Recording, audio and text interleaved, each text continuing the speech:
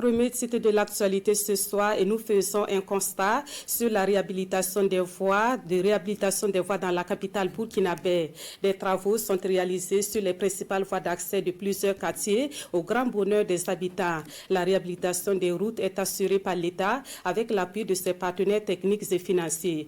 Constat au quartier Bonheurville avec Amadou Ilboudo et Amantine Lalsaga.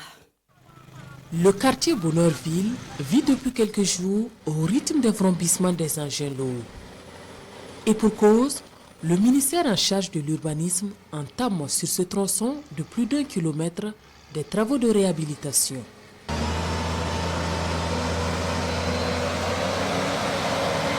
Situé sous la bretelle ouest du rond-point de la Transition et principale voie d'accès au quartier Bonheurville, cette route en état de dégradation avancée fait peau neuve au grand bonheur des usagers. Avant, pour vraiment pratiquer là-bas, ce n'était pas du tout facile. Surtout, vraiment, il y avait une zone ici, là. Quand tu arrives là-bas, vraiment, il faut cascader.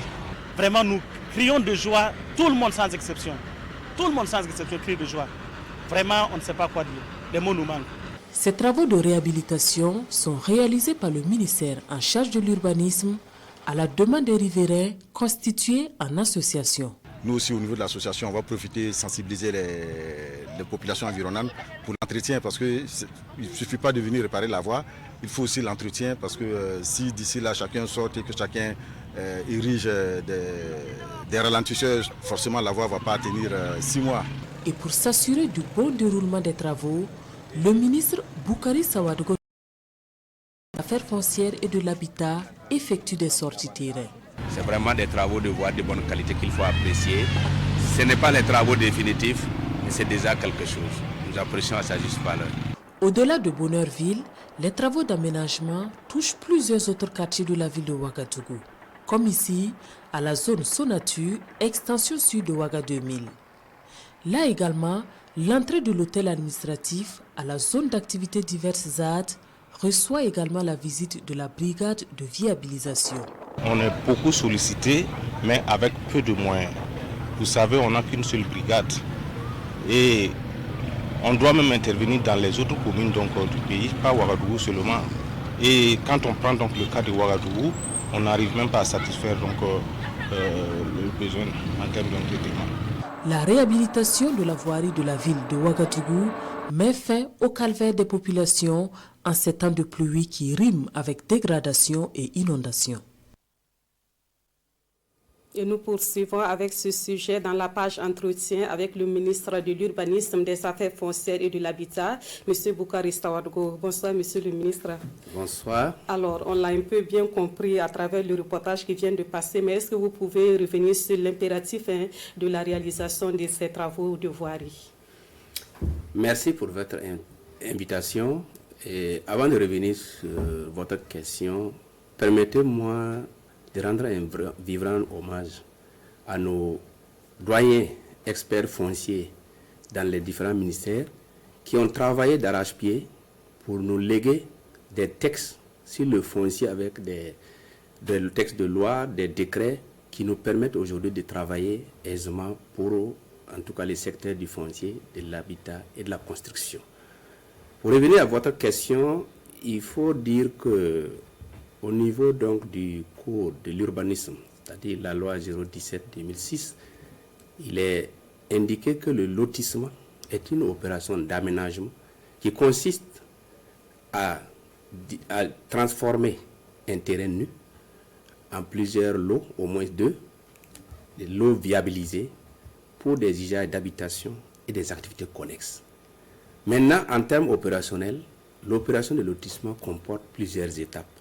Il faut d'abord obtenir des documents administratifs, notamment l'autorisation de lotir, qui est un arrêté conjoint du ministre de l'Urbanisme et de l'Habitat. Ensuite, l'opération elle-même comporte 4 grandes étapes. Il y a d'abord ce qu'on appelle l'établissement des plans de lotissement. C'est une étape très importante.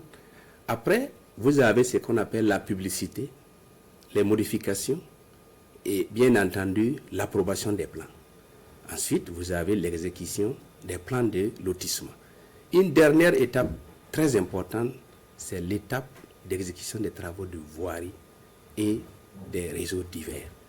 Maintenant, il faut souligner que nous avons réalisé beaucoup de lotissements à travers le pays, dans les communes, mais nous n'avons pas effectivement respecté toutes ces étapes, si bien que la question donc, de la voirie et des réseaux divers se pose. Alors, est-ce qu'on peut avoir une idée sur les travaux qui ont été déjà réalisés depuis, par exemple, le début de la saison pluvieuse? Okay. Effectivement, merci.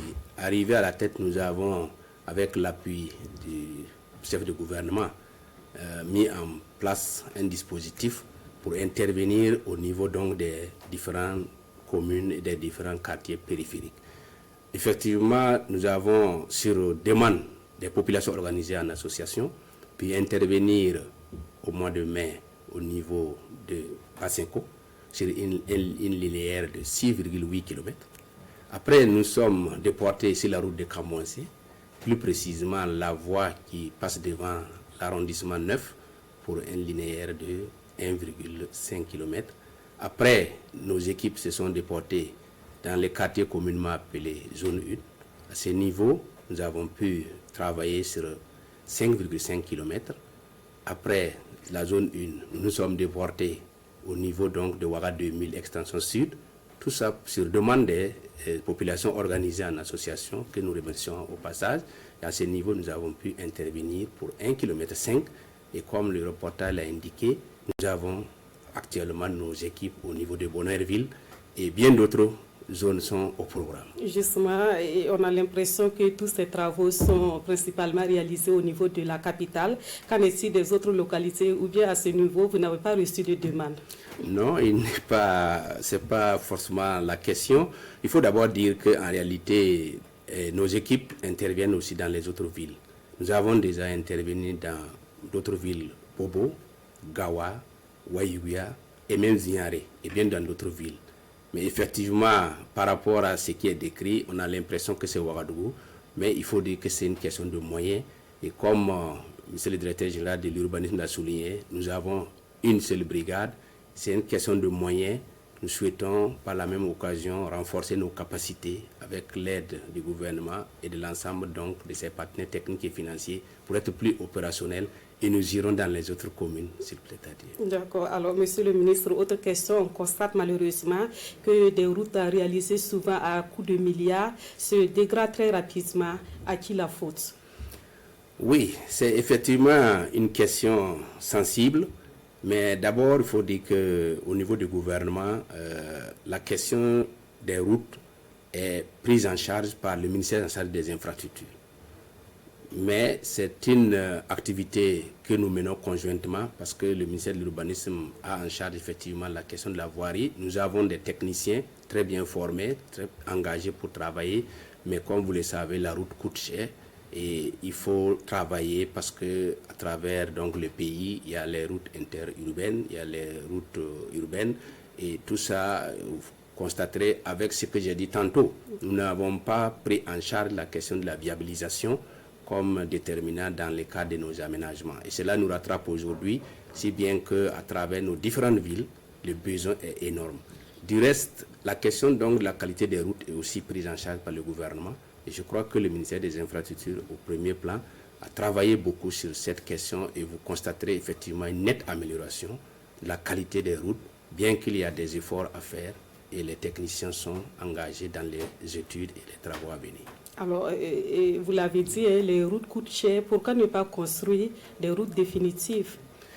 Merci. En réalité, on ne peut pas parler de routes définitives parce que toutes les routes, qu'elles soient bitumées ou non bitumées, ont besoin d'entretien. Mais il y a des routes quand même qui durent plusieurs années avant de se dégrader. Tout à fait, tout à fait. C'est la question des coûts, c'est la question aussi des moyens, effectivement, qu'il faut mettre en place. Mais comme je l'ai dit, nous avons tiré leçon de beaucoup de routes vraiment qui n'ont pas tenu.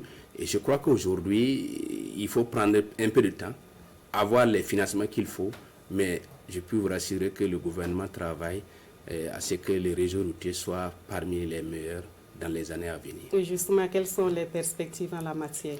Oui, à ce niveau également, comme je vous ai dit tantôt, il y a le département en charge des infrastructures qui est vraiment le département qui a tout le programme routier, mais je peux vous dire que le gouvernement dans son ensemble a la question des infrastructures routières comme une priorité, parce que vous comprenez bien que les secteurs des transports, l'habitat, toutes les activités se retrouvent au niveau donc des transports, des qualités des routes, et à ce niveau, il y a tout un programme, et je pense que nous allons pouvoir avoir notre occasion pour vous présenter quand même le programme complet avec les perspectives et des résultats que nous avons déjà engrangés. Et je pense que cela se fera dans les jours à venir. Merci à vous, Monsieur le ministre Boukari Sawargo. Et je rappelle que vous êtes le ministre de l'Urbanisme, des Affaires foncières et de l'Habitat, et vous étiez sur notre plateau pour parler des grandes réalisations au niveau des voiries au Burkina Faso.